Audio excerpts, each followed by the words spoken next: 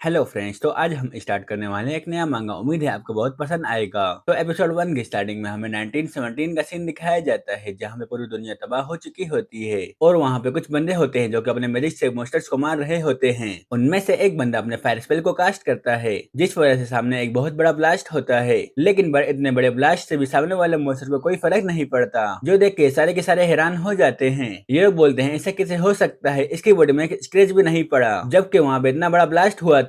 और इस जैसे मॉन्स्टर और भी बहुत सारे आ जाते हैं, जिनको देख के तो इनके पसीने ही छूट जाते हैं। उनमें से एक मॉन्स्टर फायर से इनके ऊपर अटैक करता है, लेकिन बीच में कोई अटैक करता है, जिस वजह से उस मॉन्स्टर का अटैक रुक जाता है। जो देख के सारे हैरान हो जाते हैं। और वहाँ पे कोई और नहीं बल्कि हमारा एमसी होता है। एमसी बोलते तुम सबने बहुत अच्छी फाइट की, मगर अब तुम यहाँ से जा सकते हो। जो देख के उनकी आंखों से आंसू निकलने लग जाते हैं। एमसी बोलता है जल्दी से यहाँ से निकलो और जनरल को बताओ इन चीजों के बारे में, और इन सारे के सारे मॉन्स्टर्स को मेरे ऊपर छोड़ दो, मैं इन सारे मॉन्स्टर्स को देख लूंगा। जो सुनते साथ वहाँ से बंदे भागने लग जाते हैं। उनमें से एक बंदा बोलता तुम लोग यहाँ से क्यों भाग रहे हो, वो सिर्फ एक बंदा है, वो इन सारे के सारे मॉन्स्टर को कैसे हरा सकता है, जबकि हमारे अटैक भी बिल्कुल बेकार थे उन मॉन्स्टर्स के सामने। दूसरा बंदा बोलता है शायद से तुम्हें नहीं पता कि ये कौन है, यही बंदा है जिसने मैजिक को ढूंढा था और इसको स्ट्रॉन्गेस्ट मैच का टाइटल भी मिला है। दूसरा बंदा बोलता है इसका मतलब कि फेमस सूची है। पहले वाला बंदा बोलता है तुमने बिल्कुल ठीक बोला, ये वही बंदा है। अब ये यहाँ पे आ चुका था, हमें यहाँ से निकल जाना चाहिए और ये सारे के सारे मॉन्स्टर्स को यहाँ पे आराम से मार सकता है, क्योंकि इसका मैजिक बहुत ज्यादा पावरफुल है।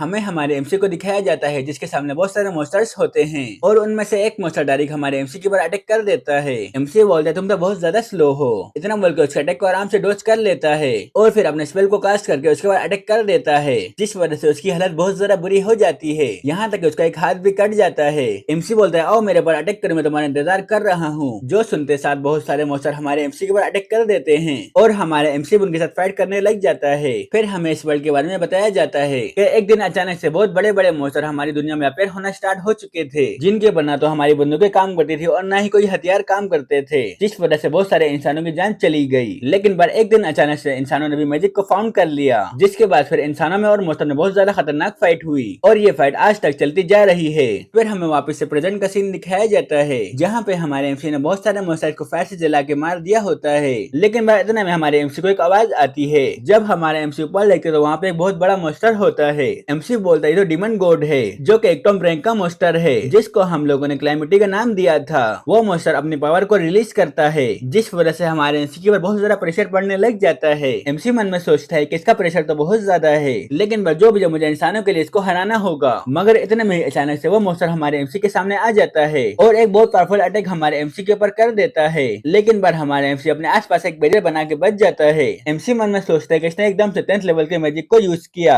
यानी कि ये स्टार्ट में ही अपनी पूरी पावर को लगाना चाहता है। वो मॉन्स्टर एक और अटैक को तैयार करने लग जाता है, जिसमें वो 6 एलिमेंट्स की पावर को यूज करता है, जो कि एक बहुत पावरफुल अटैक बन जाता है, जिसको रोकने के लिए हमारे एमसी अपनी पावर को रिलीज करता है और बहुत सारी जड़ों से उस मॉन्स्टर को पकड़ लेता है। लेकिन फिर भी वो मॉन्स्टर अपने अटैक को हमारे एमसी की तरफ रिलीज कर देता है, जिसको रोकने के लिए हमारे एमसी को भी बहुत ज्यादा परेशानी हो रही होती है। और एंड टाइम में वहाँ पे एक बहुत बड़ा ब्लास्ट होता है, जिस वजह से हमारा एमसी ऊपर से नीचे की तरफ गिरता है। लेकिन एंड टाइम में वो अपने आप को बचा लेता है, मगर इस अटैक की वजह से हमारा एमसी बहुत ज्यादा जख्मी हो जाता है। वो मॉन्स्टर वापस से हमारे एमसी के सामने आ जाता है। एमसी मन में सोचता है ये आज तक स्ट्रॉन्गेस्ट मॉन्स्टर है, जिसको डीमन गॉड कहा जाता है। मैं इस मॉन्स्टर के सामने बिल्कुल भी नहीं जीत सकता, यह मॉन्स्टर बहुत ज्यादा पावरफुल है। अब मुझे लगता है मुझे वो चीज करनी ही पड़ेगी, इसके अलावा मेरे पास कोई चांस नहीं। इतना बोल के हमारे एमसी पूरी पावर को रिलीज करने लग जाता है, जिस वजह से हमारे एमसी की और उस मॉन्स्टर की पावर टकराने लग जाती है। एमसी बताता है कि मैजिक के रैंक को सर्कल के ऊपर डिवाइड किया गया है, जितने ज्यादा सर्कल होंगे उतने ज्यादा मैजिक का रैंक होगा। और अब इस मॉन्स्टर के पास 14 सर्कल है, यानी कि इसके पास 14 रैंक की पावर है। लेकिन अगर मैं अपने लिमिट की बात करूं तो मेरे पास 15 लेवल की पावर है और वो सारी की सारी पावर अब मैं यूज करने वाला हूँ। इतना बोल के हमारे एमसी एक बहुत पावरफुल अटैक उस मॉन्स्टर की तरफ कर देता है, जो कि डायरेक्ट जाके उस मॉन्स्टर को लगता है, जिस वजह से वो मॉन्स्टर भी चिल्लाने लग जाती है। और फिर वहाँ पे एक बहुत बड़ा ब्लास्ट होता है। ब्लास्ट के बाद हमें दिखाया जाता है कि पूरी जगह खंडर हो चुकी है। वहाँ पे सिर्फ उस मॉन्स्टर के सर का आधा टुकड़ा पड़ा हुआ होता है, यानी कि वो मॉन्स्टर मारा जा चुका है और हमारे एमसी भी जमीन पर आकर गिरता है। एमसी बोलता है आखिरकार मैंने इस मॉन्स्टर को मार ही दिया, अब ये सब कुछ खत्म हो चुका है। लेकिन इस चक्कर में अपनी पूरी मैजिक पावर को यूज कर लिया, जिस वजह से अब मैं मरने वाला हूँ। लेकिन चलो जो भी हो, कम से कम मैं अच्छी मौत तो मरा और मैंने सारे के सारे इंसानों की जान भी बचा ली, इसलिए मुझे मरने का बिल्कुल भी गम नहीं। इतना बोल के हमारे एमसी अपनी आंखों को बंद कर लेता है। लेकिन वहाँ पे गोल्डन लाइट चमकती है, जिसके बाद हमारे एमसी के सोल उसकी बॉडी से निकल आती है और वो बहुत स्पीड में यहाँ से निकल जाती है। फिर हमें हॉस्पिटल का सीन दिखाया जाता है जहाँ पे वो सोल आगे डायरेक्ट एक बंदे के अंदर घुसती है और फिर अचानक से हमारे एमसी उठ कर बैठ जाता है। एमसी बोलता है ये क्या हुआ, मैं तो अभी तक जिंदा हूँ, मैंने तो अपनी सारी की सारी मैजिक पावर को यूज कर लिया था, तो मुझे वहीं पे ही मर जाना चाहिए था। और आखिरकार ये जगह कौन सी है, मैं कहाँ पे आ चुका हूँ। लेकिन मैं जब वो सामने शीशे में देखता है तो बिल्कुल हैरान हो जाता है और बोलता है ये तो बिल्कुल इम्पॉसिबल है, आखिरकार ऐसा कैसे हो सकता है, ये तो किसी और की बॉडी है। इसी के साथ हमारा एपिसोड 1 यहाँ पे खत्म हो जाता है।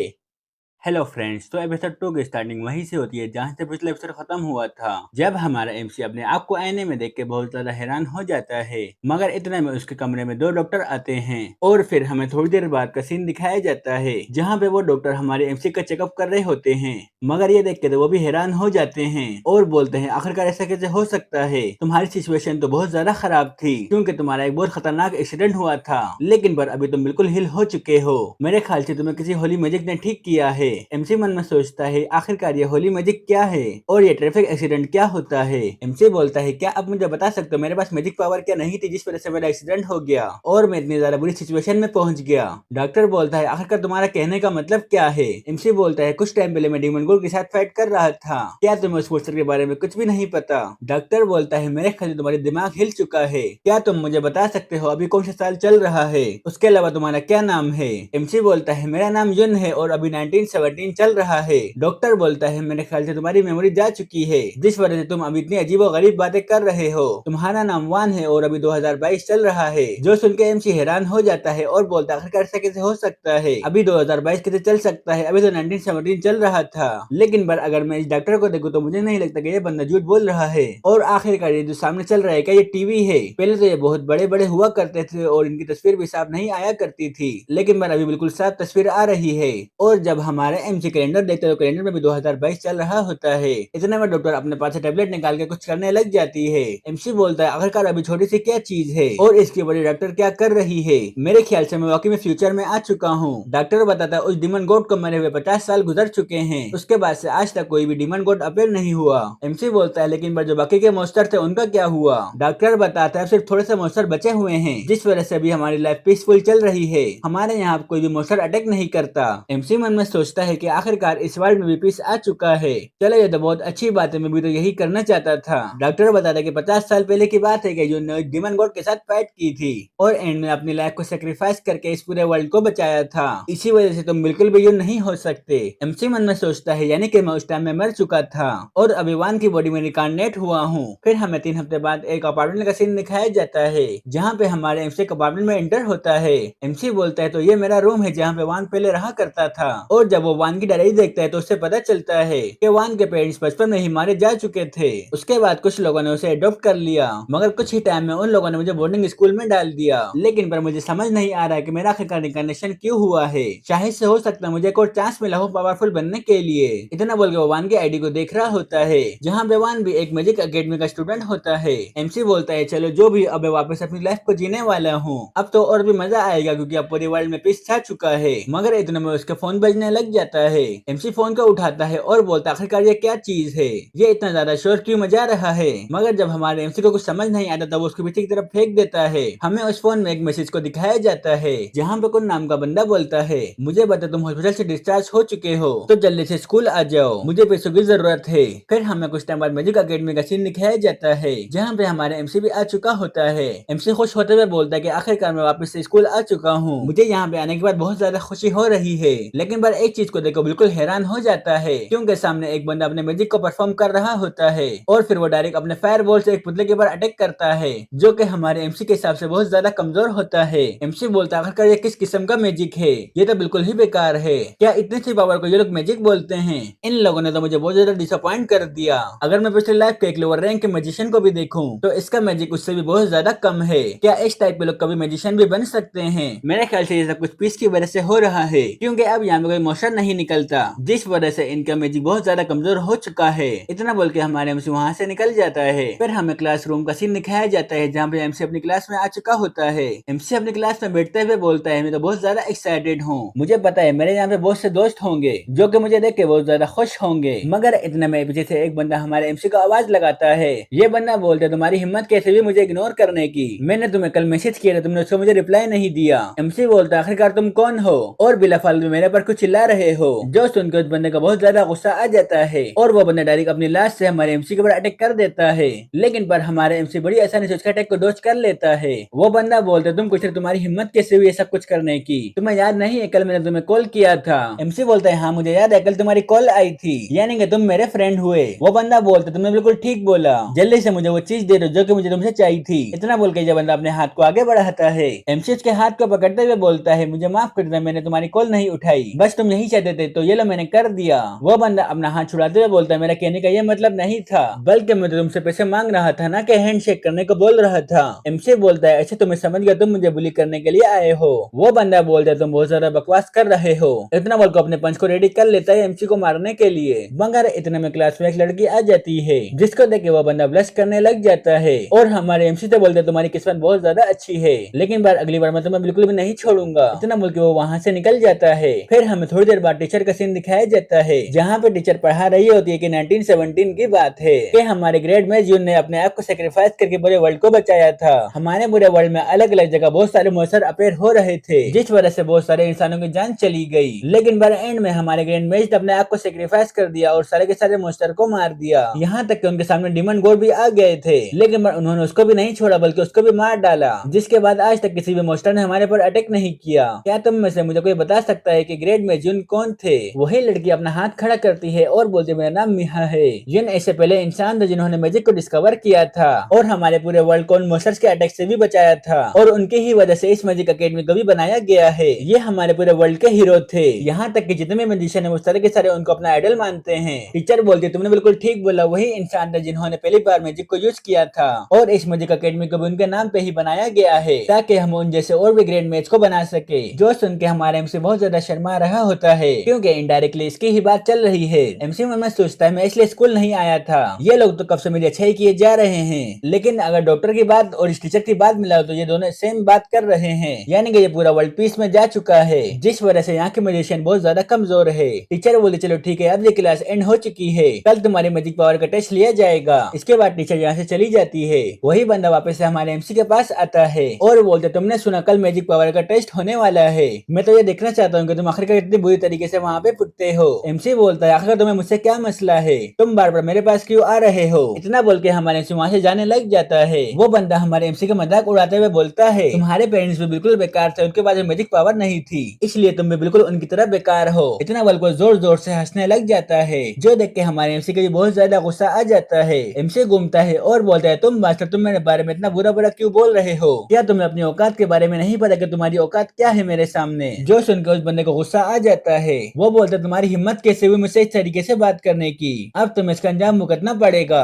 इतना बोलकर अपने फायर स्पेल को कास्ट करने लग जाता है जो देख के वहाँ के सारे स्टूडेंट्स भी डरने लग जाते हैं। उनमें से एक बोलता है ये क्लास है, क्लास में मैजिक पावर को यूज करना मना है, तुम यहाँ अपनी मैजिक पावर को यूज नहीं कर सकते। मगर वो बंदा किसी की भी बात नहीं सुनता बल्कि डायरेक्ट फायर बॉल से हमारे एमसी के ऊपर अटैक कर देता है जो कि डायरेक्ट हमारे एमसी की तरफ बढ़ने लग जाता है। ये देख के वही लड़की हमारे एमसी को बचाने के लिए आगे बढ़ने लग जाती है, लेकिन उससे पहले ही वो फायर अटैक हमारे एमसी के पास पहुंच जाता है, जिसके बाद यहाँ पे एक बहुत बड़ा ब्लास्ट होता है और इसी के साथ हमारा एपिसोड 2 यहाँ पे खत्म हो जाता है।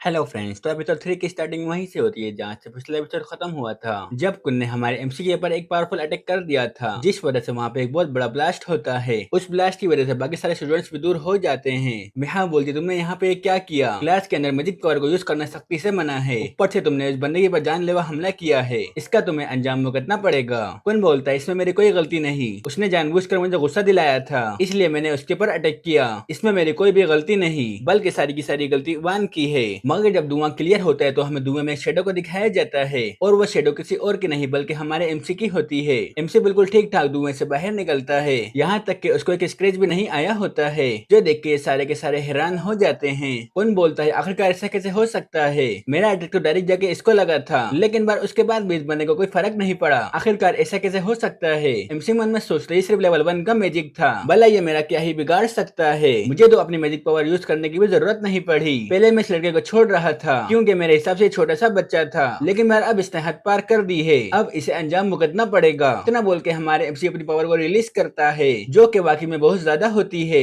जिसको देख के वहाँ के बाकी स्टूडेंट्स भी हैरान हो जाते हैं। मिहा बोलते आखिरकार किस टाइप का मैजिक है, मैंने आज से पहले कभी भी ऐसा मैजिक नहीं देखा। एमसी अपनी पावर को रिलीज करते हुए आगे बढ़ता है, जिस वजह से कुन की और बाकी सबकी बॉडी फ्रीज हो जाती है। एमसी बोलते तुमने बहुत गलत किया मेरे पर अटैक करके, हम तो बिल्कुल भी नहीं बच सकते, जो देख के कुन बहुत ज्यादा डर जाता है। मगर इतना में क्लास टीचर अंदर आता है और बोलता है आखिरकार ये किस किस्म की आवाजें आ रही हैं? क्या यहाँ पे किसी ने मैजिक पावर को यूज किया है? जल्दी से मुझे बताओ कि यहाँ पे क्या चल रहा है। टीचर को देख के एमसी भी रुक जाता है और फिर एक गहरी सांस लेते हुए टीचर से बोलता है, टीचर हमारी क्लास में किसी ने भी मैजिक पावर को यूज नहीं किया, शायद से ये कोई बंदा है जो कि बाहर की साइड में मैजिक पावर को यूज कर रहा है। वैसे भी आपको अच्छे से पता है कि मैजिशियन को अपनी पावर यूज करने में कितना ज्यादा मजा आता है, तो इसलिए आपको बाहर की तरफ जाके चेक करना चाहिए। टीचर बोलता है ठीक है वान, तुम बोले तो वो बाहर ही होगा, मैं बाहर जाके उसको चेक करके आता हूँ और तुम सारे के सारे बच्चे अपनी अपनी सीटों में बैठ जाओ। ये सब देख के कुन को गुस्सा आने लग जाता है। कुन बोलता है मैं तुम्हें बिल्कुल भी नहीं छोड़ूंगा। एमसी मन में सोचता है मुझे स्कूल के स्टूडेंट है, उसके बाद भी इनका मैजिक पावर बहुत ज्यादा लो है, मुझे तो नहीं लगता कि कभी किसी मॉन्स्टर को भी मार पाएंगे। भले यहाँ पे कोई मॉन्स्टर नहीं आता, लेकिन मैं फिर भी हमें मॉन्स्टर से फाइट करने के लिए रेडी रहना चाहिए। चलो मैं उस जगह जाके चेक करता हूँ वहाँ पे क्या सूरत हाल है। फिर हमें रात में ओल्ड शिबुआ का सीन दिखाया जाता है, जहाँ पे चारों तरफ डिस्ट्रक्शन हुई हुई होती है और वहाँ पे एमसी अपनी मैजिक पावर को यूज करके उड़ रहा होता है। एमसी मन में सोचता है ये पहले से बहुत ज्यादा चेंज हो चुका है, मुझे यहाँ पे कोई भी मॉन्स्टर महसूस नहीं हो रहा, इसका मतलब है कि यहाँ के सारे मॉन्स्टर यहाँ से जा चुके हैं, लेकिन मैं फिर भी मुझे आगे जाके चेक करना चाहिए। इतना बोल के हमारे एमसी आगे की तरफ निकल जाता है और थोड़ा ही आगे उससे एक मॉन्स्टर सेंस होता है। एमसी बोलता है मेरे ख्याल से वहाँ पे एक इंसान भी है जिसके ऊपर किसी मॉन्स्टर ने अटैक कर दिया है। इतना बोल के हमारे एमसी बहुत स्पीड में उसकी तरफ जाने लग जाता है। हमें उस जगह का सीन दिखाया जाता है जहाँ पे दो सर वाले मॉन्स्टर ने एक लड़की के ऊपर अटैक कर दिया होता है और जैसे ही वो मॉन्स्टर उस लड़की के ऊपर अटैक करने वाला होता है, एंड टाइम में हमारे एमसी बीच में एंट्री मारता है और अपनी मैजिक पावर को यूज करते हुए जमीन से बहुत सारे नोकीले पत्थर निकालता है जो कि डायरेक्ट उस मॉन्स्टर को लगते हैं, जिस वजह से वो मॉन्स्टर मारा जाता है। एमसी जब उस लड़की की तरफ देखता है तो उसे एक पुलिस पेज दिखाई देता है, यानी कि एक पुलिस मैजिशियन है। एमसी बोलते तुम यहाँ पे सावधान रहना, यहाँ पे और भी मॉन्स्टर हो सकते हैं। इतना बोल के हमारे एमसी वहाँ से निकल जाता है। लड़की मन में सोचती है आखिरकार ये कौन था जिसने आके मेरी मदद की, मैंने आज से पहले कभी भी ऐसे मैजिशियन को नहीं देखा, शायद से कोई एक ग्रेट मैज है जिसके बारे में हम नहीं जानते, लेकिन मैं जहाँ तक मैंने इसको नोट किया ये किसी भी चांटिंग के बगैर इस स्पेल को यूज कर रहा था, जो कि एक काफी ज्यादा बड़ी बात है। एमसी मन में सोचता है मुझे फिलहाल अपने फेस को छुपाना होगा, क्योंकि मैं अभी अभी रिकार्नेट हुआ हूँ, जिस वजह से मैं अपने आप को लोगों के सामने नहीं लाना चाहता। लेकिन मैं एक बात तो सोचने वाली है, चाहे यहाँ के स्टूडेंट्स हो या पुलिस मैजिशियन हो, वो एक लो लेवल मॉन्स्टर को भी नहीं हरा सकते, जिस वजह से अभी की मैजिशियन टाइमलाइन बहुत ज्यादा कमजोर हो चुकी है। मुझे लगता है इन लोगों को मेरी पावर की जरूरत है, इसलिए मैं रिकार्नेट होकर यहाँ पे आया हूँ। लेकिन पर चलो मैं आगे जाके और भी मॉन्स्टर को चेक कर लेता हूँ, अगर कोई मॉन्स्टर मुझे मिलता है तो मैं उसको भी मार डालूंगा। इसी के साथ हमारा एपिसोड 3 भी यहाँ पे खत्म हो जाता है। तो हेलो फ्रेंड्स, एपिसोड 4 के स्टार्टिंग में हमें टीचर को दिखाया जाता है जो बोलता है आज तुम्हारा मैजिक पावर का टेस्ट लिया जाएगा और तुम सबको अपनी पूरी की पूरी पावर को यूज करना है ताकि तुम आने वाले वक्त में एक प्रोफेशनल मैजिशियन बन सको। एमसी मन में सोचता है मुझे नहीं लगता कि जो सामने स्टोन है वो मेरी पावर को संभाल भी पाएगा, लेकिन बस चलो जो भी है अब मुझे भी इसको ट्राई करना पड़ेगा, क्योंकि इस स्कूल के हिसाब से इस चीज की बड़ी अहमियत होती है। इतने में इसके पास मिहा आती है और बोलती है क्या हुआ तुम परेशान लग रहे हो, और ऐसे ही ये दोनों बातें करने लग जाते हैं। आस पास वाले लोग बोलते हैं ये देखो मिहा उस बंदे के साथ बात कर रही है, आज से पहले कभी भी मैंने उन दोनों को बात करते हुए नहीं देखा। मिहा बताती मैं नोबल फैमिली की सेकंड डॉटर हूँ और मेरा नाम मिहा है। एमसी बोलता है मैजिक नोबल आखिरकार ये क्या चीज है। मिहा बोलती है क्या तुम्हें इस बारे में भी नहीं पता, हमारी इस पूरी जगह को 4 नोबल हेड्स मिलकर संभालते हैं जो कि यहाँ के सबसे पावरफुल मैजिशियन है और उनमें से एक की फैमिली से मैं बिलोंग करती हूँ। एमसी मन में सोचता है मेरे टाइम में तो ऐसा कुछ भी नहीं था, यहाँ तक कि मैं पहली बार मिधुआ फैमिली का नाम सुन रहा हूँ, ऊपर से इसके बाद कोई ज्यादा मैजिक पावर भी नहीं, लेकिन पर उसके बाद भी आपको नोबल फैमिली का बता रही है और इन दोनों को ऐसे बातें करते हुए देख के कुन को गुस्सा आने लग जाता है। कुन बोलता है वान मैं तुम्हें बिल्कुल भी नहीं छोड़ूंगा, बस मुझे सिर्फ एक मौका मिल जाए तुम्हारा गेम बजाने का। एमसी बोलता है वैसे मैं तुम्हें मुझसे क्या काम है, क्योंकि तुम एक नोबल फैमिली से हो इसलिए तुम बिना फालतू में किसी से बात तो नहीं करोगी। जो सुन के मिया गुस्सा करने लग जाती है। मिया मन में सोचती है मैं इस बंदे से खुद बात करने आई हूँ, ये सोच के इस बंदे को खुश होना चाहिए, लेकिन पर उसके बाद भी मुझसे अजीब और गरीब सवाल पूछ रहा है। लेकिन पर जो भी मुझे गुस्सा नहीं करना चाहिए, क्योंकि क्योंकि मैं एक नोबल फैमिली से हूँ। इतना बोल के वो धीरे धीरे सांस लेने लग जाती है। एमसी बोलता है, आखिरकार अब तुम्हें क्या हुआ, तुम ऐसी अजीबोगरीब हरकतें क्यों कर रही हो और तुम्हें मुझसे क्या काम है। मिहा मन में सोचे, जो इसने कल मैजिक पावर दिखाई थी, मैं उस चीज के बारे में से पूछने आई थी, उसके अलावा इससे बात करने का कोई और रीजन नहीं है। इतना बोल के मिहा डायरेक्ट बोले, मैं तुमसे कल के बारे में बात करने के लिए आई हूँ। मगर इतने में टीचर चिल्लाते हुए बोलता है, सारे के सारे स्टूडेंट्स तैयार हो जाओ, क्योंकि अब तुम्हारा टेस्ट स्टार्ट होने वाला है। जो सुन के वान खुश हो जाता है और बोलता है, चलो फाइनली अब ये टेस्ट स्टार्ट हो चुका है। मिहा भी मन में सोचती है, अब इसकी मुझे रियल पावर के बारे में पता चल जाएगा कि आखिरकार इसके पास कितनी पावर है। फिर हमें कुन का सीन दिखाया जाता है, जो कि अपनी फायर पावर को एक्टिवेट करता है और उस स्टोन के ऊपर अपना हाथ रखता है, जिसके बाद हमें पता चलता है कि इसके पास फायर की एबिलिटी है। उसके अलावा इसके पास 100 मैजिक पॉइंट्स हैं, जो सुनकर कुन खुश हो जाता है और बोलता है, तो काफी ज्यादा अच्छा है, मैं तो वाकई में ग्रेट मैजिशियन बनने के लायक हूँ। एमसी मन में सोचता है, इसके सिर्फ 100 पॉइंट्स आए हैं, मेरे टाइम में तो इतने पॉइंट्स वाले को लूजर कहा जाता था। यानी कि इन 50 सालों में दुनिया काफी ज्यादा बदल चुकी है। उसके बाद फिर मेहा का नंबर आता है। मेहा भी अपनी पावर को रिलीज करती है और आके स्टोन के ऊपर अपना हाथ रखती है, जिसके बाद उस स्टोन के अंदर मेहा की भी एनर्जी आ जाती है और फिर हमें पता चलता है कि मेहा का मैजिक पॉइंट 2000 है और इसके पास वाटर का एट्रीब्यूट है। टीचर बोलते हैं, तुम दोनों की मैजिक पावर बहुत ज्यादा स्ट्रॉन्ग है, आने वाले वक्त में तुम दोनों बहुत ज्यादा स्ट्रॉन्ग बनोगे, जिसके बाद तुम मोस्टर से हमारे इस वर्ल्ड की हिफाजत करोगे। वहाँ के स्टूडेंट्स बोलते हैं, तो काफी ज्यादा अच्छी बात है, हमारे स्कूल के अंदर दो टैलेंटेड बच्चे हैं, आने वाले वक्त में ये ग्रेट मैच बनेंगे और हमारे स्कूल का नाम रोशन करेंगे। एमसी मन में सोचता है, क्या ये लोग मुझसे मजाक कर रहे हैं। मिहा की सिर्फ मैजिक पावर 2000 थी, उसके बाद भी ये लोग उसको ग्रेट मैजिशियन बनने का बोल रहे हैं। मेरे टाइम में तो इतने पॉइंट्स वाले को कोई पूछता भी नहीं था। मिहा मन में सोचती है, मेरी मैजिक पावर बहुत ज्यादा है। अब वान को भी पता चल गया होगा कि आखिरकार मेरी नोबल फैमिली क्या है। इतना बोल के वो वान को अलग तरीके से देख रही होती है। वान मन में सोचता है, आखिरकार मिहा मुझे इस तरीके से क्यों देख रही है, ये काफी ज्यादा एम्बेरसमेंट की बात है। उसके बाद फिर अगला नंबर वान का आता है, जिसके बारे में वहाँ के स्टूडेंट्स बात करते हैं, पिछले साल सबसे लास्ट आया था और इसके बाद कोई एट्रीब्यूट की पावर भी नहीं थी। लेकिन पर चलो अब देखते हैं कि अब ये क्या करता है। कौन बोलता है, तुम मास्टर जाओ और अपना टेस्ट दो, जिसके बाद मुझे तुम्हारे ऊपर हंसने में बहुत ज्यादा मजा आएगा। मिहा मन में सोचती है, मुझे पता है कि इसका मैजिक पावर बहुत ज्यादा होगा, लेकिन पर मुझे पूरी उम्मीद है कि मुझसे ज्यादा नहीं हो सकता, ये जो भी कर ले मुझे नहीं हरा सकता। उसके बाद फिर वान स्टोन के पास आ जाता है। वान मन में सोचता है, आखिरकार मुझे अब यहाँ पे क्या करना चाहिए, क्या मुझे अपनी पावर को डाउन करके इसके ऊपर हाथ रखना चाहिए। मगर जब वान पीछे देखते तो पीछे मिहा और कुन दोनों उसको अलग नजरों से देख रहे होते हैं। वान बोलता है, मैं ऐसा बिल्कुल भी नहीं करूंगा। उसके बाद फिर वो अपना हाथ स्टोन के ऊपर रखता है और अपनी मैजिकल पावर को रिलीज करता है, जिसके बाद फिर उसके अंदर से अलग अलग कलर की मैजिकल पावर निकलने लग जाती है और वो स्टोन देखते ही देखते बहुत ज्यादा चमकने लग जाता है। एमसी बोलता है, मैं बिल्कुल भी पीछे नहीं हटूंगा, मैं अपनी ज्यादा से ज्यादा पावर को रिलीज करूंगा, ताकि मैं ये देख सकूंगा स्टोन की कितनी लिमिट है और इन लोगों को भी बता सकूंगा आखिरकार ग्रेट मैच क्या होता है, जिसको ये लोग बहुत हल्के में ले रहे हैं। उसके बाद फिर एमसी अपनी और भी पावर को स्टोन के अंदर डालता है, जिसके बाद उस स्टोन के अंदर से और भी ज्यादा मैजिकल एनर्जी निकलने लग जाती है और देखते ही देखते वो मैजिकल एनर्जी इतनी बढ़ जाती है कि वो पूरी अकेडमी से ही बाहर निकलने लग जाती है, जो देख के मिहा भी हैरान हो जाती है। मिहा मन में सोचती है, आखिरकार यहाँ पे क्या चल रहा है, ऐसा तो आज से पहले बिल्कुल भी नहीं हुआ। हमें उस मशीन को दिखाया जाता है जिसकी क्लॉक बहुत स्पीड में चल रही होती है और उस स्टोन के अंदर भी बहुत सारे क्रैक आने लग जाते हैं, जिसके बाद वहाँ पे एक बहुत पावरफुल एनर्जी के लेकर आसमान की तरफ जाती है और उस रूम में इतना ज्यादा मैजिक बढ़ जाता है कि वहाँ पे एक बहुत बड़ा ब्लास्ट होता है, जिसकी वजह से सारे स्टोन पीछे की तरफ हो जाते हैं। हमें उस स्टोन को दिखाया जाता है जो कि पूरा डिस्ट्रॉय हो चुका होता है। एमसी मन में सोचता है, मैंने सिर्फ अपनी थोड़ी सी पावर लगाई थी, मगर उसके बाद भी स्टोन डिस्ट्रॉय हो गया। टीचर उन स्टूडेंट्स के पास जाता है और बोलेगा, तुम्हें कोई चोट तो नहीं लगी। स्टूडेंट्स बोलते हैं, नहीं हम बिल्कुल ठीक हैं। उसके बाद फिर टीचर वान के पास आता है और बोलेगा, तुम ठीक तो हो, क्योंकि वो ब्लास्ट हमारे बहुत ज्यादा नजदीक हुआ था। ऊपर से ऐसा पहली बार हुआ कि ये डिवाइस डिस्ट्रॉय हो चुकी है। मेरे ख्याल से ये डिवाइस ही खराब थी, लेकिन पर अभी हमें क्या करना चाहिए, क्योंकि मुझे ना तुम्हारे मैजिक पावर के बारे में पता चला और ना ही एट्रीब्यूट के बारे में। एमसी बोलता है, क्या इससे कोई मसला हो सकता है। टीचर बोलता है, असल में बात यह है कि हम स्टूडेंट्स को पॉइंट्स के हिसाब से क्लास में डिस्ट्रीब्यूट करते हैं, जिसके बाद तुम्हारा जितना स्कोर होता है उस हिसाब से तुम्हें ग्रुप में डाला जाता है। वैसे कौन, क्या तुम अपने ग्रुप के अंदर वान को ऐड करोगे। जो सुन के वान एक रियली सी स्माइल देता है और फिर खुश होते हुए बोलता है, जरूर, मैं इसको क्यों मना करूंगा, आज से वान मेरे ग्रुप का मेंबर है। टीचर बोलते, चलो ये तो बहुत जबरदस्त हो गया, अब इस चीज को यहीं पे ही खत्म करते हैं। वान हमारे एमसी के पास आता है और बोलता है, अब तुम्हारे साथ बहुत बुरा होने वाला है, क्योंकि अब तुम मेरे ग्रुप में आ चुके हो, इसलिए अब तुम्हें कोई भी नहीं बचा सकता। और इसी के साथ हमारा एपिसोड 4 भी यहाँ पे खत्म हो जाता है।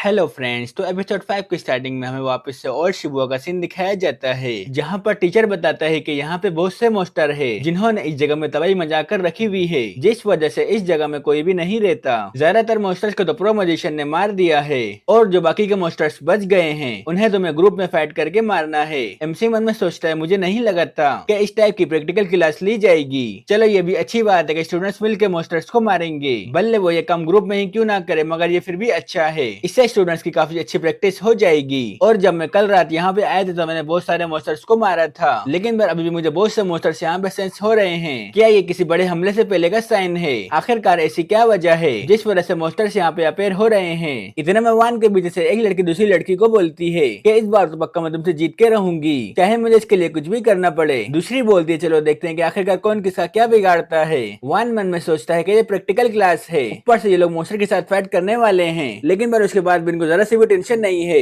जबकि वहाँ पे बहुत ज्यादा खतरा हो सकता है। टीचर बोलता है चलो ठीक है, प्रैक्टिकल क्लास स्टार्ट हो चुकी है, सारे के सारे अपनी टीम के साथ मिलकर आगे की तरफ चले जाओ। इतने में कुनवान के पास आता है और बोलता है तुम यहाँ पे चुपचाप आराम से इंतजार कर सकते हो, वैसे भी हमें तुम जैसे लूजर की कोई जरूरत नहीं। वान बोलता है अगर तुम मुझे पसंद नहीं करते तो चुपचाप यहाँ से निकल जाओ और मुझे इग्नोर करो, वरना तुम्हारे लिए बिल्कुल भी अच्छा नहीं होगा। कुन बोलता है आखिरकार तुम्हारी हिम्मत कैसे मुझसे तरीके से बात करने की, अब तो तुम जैसे कचरे को सबक सिखाना ही पड़ेगा। और आखिरकार तुम्हारी हिम्मत कैसे हुई मिया से बात करने की। जो सुन के वान थोड़ा सा कंफ्यूज हो जाता है। फिर वान को याद आता है कि शायद से उस लड़की के बारे में बात कर रहा है जिसका नाम मिहा था। एमसी बोलता है अच्छा वो तो मेरी दोस्त है। जो सुन के कुन को बहुत ही ज्यादा गुस्सा आ जाता है और वो गुस्से की वजह से अपनी मैजिक पावर को एक्टिवेट कर लेता है। कुन बोलता है अब तुम कुछ भी कर लो, मैं तुम्हें माफ बिल्कुल भी नहीं करूंगा। एमसी बोलता है एक बार पहले पीछे देख लो, उसके बाद मेरे ऊपर अटैक करना। कुन बोलता है मैं कोई बच्चा नहीं जो तुम मेरे पर्ची ट्रिक्स को यूज कर रहे हो, मगर फिर भी वो एक बार पीछे मुड़ के देखता है और इनके पीछे एक बहुत बड़ा मॉन्स्टर होता है, जो देख के सारे डर जाते हैं। कुन बोलता है आखिरकार ऐसा कैसे हो सकता है, ये तो बिल्कुल नामुमकिन है, ये तो एक डिमन सोल्जर है, आखिरकार ये यहाँ पे क्या कर रहा है। कुन के टीममेट बोलते हैं जाओ कुन तुम इसके ऊपर अटैक करो, हमारी आखिरी उम्मीद तुम ही हो, तुम इसको हरा सकते हो। कुन बोलते हैं तुमने बिल्कुल ठीक बोला, मैं इसको हरा सकता हूँ। इतना बोल को अपने फायर पावर को एक्टिवेट करता है और उस पावर से उस मॉन्स्टर के ऊपर अटैक करता है, जिस वजह से वहाँ पे एक ब्लास्ट होता है। कुन बोलता है ये देखो ये डिमन मारा जा चुका है, जो देख के इसके दोस्त भी खुश हो जाते हैं। मगर जब धुआं क्लियर होता है तो हमें मॉन्स्टर को दिखाया जाता है जो कि बिल्कुल ठीक होता है। कुन बोलता है आखिरकार ऐसा कैसे हो सकता है, इसकी बॉडी में तो स्क्रैच भी नहीं पड़ा जबकि मैंने इतना पावरफुल अटैक किया था इसके ऊपर। एमसी मन में सोचता है ये सिर्फ लेवल 1 का मैजिक यूज कर रहे हैं, उसके बाद भी एक डिमन सोल्जर को मारना चाहते हैं, ये तो बिल्कुल पागलपना है। मगर इतने में ही वो मॉन्स्टर वहाँ से गायब हो जाता है और डायरेक्ट इन लोगों के सामने आ जाता है, जिसको देख के कुन और उसके बाकी के टीम में डरने लग जाते हैं। कुन बोलता है आज तो पक्का मैं मरने वाला हूँ, अब मुझे मरने से यहाँ पे कोई नहीं बचा सकता। कुन इतना ज्यादा डर जाता है वो पेंट में ही सुसु कर लेता है और इतने में ही वो मॉन्स्टर कुन के ऊपर अपने पंजे से अटैक कर देता है। मगर इतने में इस मॉन्स्टर को एक ऑरा महसूस होता है और वो ऑरा किसी और का नहीं बल्कि हमारे एमसी का होता है, जिसको देख के इस डिमन सोल्जर को याद आता है कि इस बंदे ने मुझे कल मारा था। जो सोच के ये मॉन्स्टर पीछे की तरफ हट जाता है और एमसी बड़े ही स्टाइल में कुन और उसके दोस्तों के सामने आके खड़ा हो जाता है। हमें हमारे एमसी को दिखाया जाता है जिसके अंदर से बहुत ज्यादा पावर रिलीज हो रही होती है। वो मॉन्स्टर भी अपनी पूरी पावर को लगाने लग जाता है और एक बहुत खतरनाक अटैक तैयार करने लग जाता है। यहाँ से हमारे एमसी अपनी पावर को एक्टिवेट करता है और एक मैजिक सर्कल को कास्ट करता है। कुन बोलता है तुम कुछ भी करो तुम इस मॉन्स्टर को नहीं हरा सकते, क्योंकि तुम सिर्फ लेवल 1 का मैजिक यूज कर सकते हो,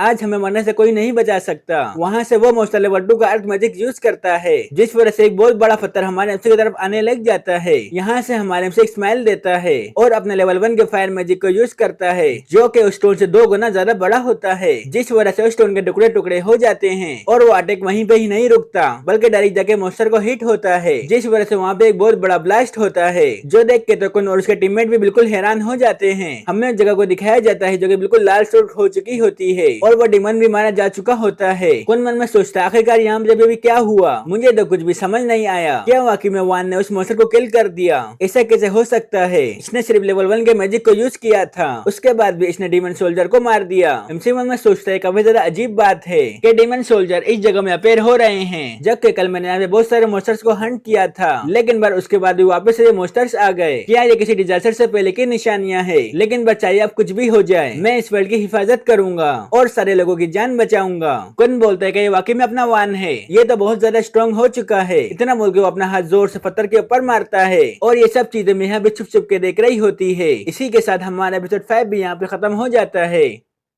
हेलो फ्रेंड्स, तो एपिसोड 6 की स्टार्टिंग वहीं से होती है जहां से पिछला एपिसोड खत्म हुआ था, जब मिया छुप छुप के इन सबको देख रही थी। और फिर हमें कुछ टाइम पहले का सीन दिखाया जाता है जब मिया बीस्ट मॉन्स्टर के साथ फाइट कर रही होती है और उन सबको बहुत आसानी से मार रही होती है। मिया के टीममेट बोलते तुम तो बहुत जबरदस्त हो, तुमने अकेले ही बहुत सारे मॉन्स्टर्स को मार दिया है, ऐसे ही तुम्हें जीनियस नहीं कहा जाता। मिया मन में सोचती है मैं तो नॉर्मली अटैक कर रही हूँ, लेकिन इतनी सी चीज को देखने के बाद भी ये सारे हैरान हो रहे हैं। वैसे भी मैं एक जीनियस हूँ, मुझे किसी की भी जरूरत नहीं है, मैं अकेले ही सारे मॉन्स्टर्स को मार सकती हूँ। इतने में उसे दूर की तरफ कुछ लोग दिखाई देते हैं और ये कोई और नहीं बल्कि वान और कुन के दोस्त होते हैं। मिया अपने टीममेट से बोली तुम यहाँ पे कुछ टाइम रुको, मैं तुम्हारे पास आती हूँ। इतना बोल के वो उन लोगों की तरफ निकल जाती है और मन में सोचती है कि मेरे ख्याल से वहाँ पे कोई बंदा है जिसको कोई बुली कर रहा है, तो मुझे जाके उस बंदे को बचाना चाहिए। इतना बोलकर उसी दीवार के पास आ जाती है, लेकिन पर वो सामने देख के बिल्कुल हैरान हो जाती है क्योंकि वहाँ पे वही डीमन सोल्जर खड़ा हुआ होता है। मिया बोलती तो बहुत पावरफुल मॉन्स्टर है, ये लोग इसका कभी भी मुकाबला नहीं कर सकते, मुझे ही जाके इन लोगों की जान बचानी पड़ेगी। वैसे भी मैं मिजुहा फैमिली की मेंबर हूँ। इतना बोल के ये उन लोगों की तरफ जाने लग जाती है और चिल्लाते हुए बोलती है सारे के सारे वहाँ से निकलो वरना तुम सारे के सारे मारे जाओगे। मगर इतने में ही उसके पास से एक बहुत पावरफुल फायर का अटैक होता है जिस वजह से वहाँ पे एक बहुत बड़ा ब्लास्ट होता है और उस ब्लास्ट की वजह से वो डेमन मारा जाता है। और ये अटैक किसी और ने नहीं बल्कि वान ने किया होता है। मिया मन में सोचती है आखिरकार अभी अभी यहाँ पे क्या हुआ, क्या वो वान ने अटैक किया था? मगर जहाँ तक मुझे पता है कि वान तो बिल्कुल नॉर्मल सा बंदा है, यहाँ तक कि वो छोटी छोटी चीजों से डर जाता है। इसके पास तो कोई मैजिक पावर भी नहीं थी, ऊपर से इसने बिना किसी चैंटिंग के मैजिक पावर को यूज किया है। आखिरकार ऐसा कैसे हो सकता है? उससे भी बड़ी बात इसने लेवल 1 के मैजिक को यूज करके एक डीमन सोल्जर को मार दिया, जो कि बिल्कुल नामुमकिन है। उसके बाद फिर हमें डीमंस के बारे में बताया जाता है। सारे के सारे डीमंस को अलग अलग रैंक में डिवाइड किया गया है, जिसके बाद जितने क्रिस्टल होंगे उसका अलग रैंक होगा। जैसा कि मैजिकल बीस्ट जिसके सर में एक क्रिस्टल होता है, जिस वजह से वो रैंक 6 का बीस्ट है। इसी तरीके से डीमन सोल्जर जिसके पास 2 क्रिस्टल होते हैं, ये लेवल 5 का बीस्ट है। इसी तरीके से फिर डीमन कैप्टन आता है जो कि रैंक 4 का होता है। उसके बाद फिर डीमन जनरल आता है जो कि रैंक 3 का होता है। इसी तरीके से फिर डीमन किंग जो कि रैंक 2 का होता है। उसके बाद फिर सबसे ऊपर रैंक 1 का डीमन गॉड जो कि इन सब का बॉस है और बहुत ज्यादा पावरफुल है। अगर हमें किसी भी मॉन्स्टर को मारना है तो हमें उससे डबल पावर लगानी पड़ती है। जैसा कि अगर हमें डीमन सोल्जर को मारना है तो हमें रैंक 3 का मैजिक चाहिए होता है, जिसके बगैर हम उसको नहीं मार सकते।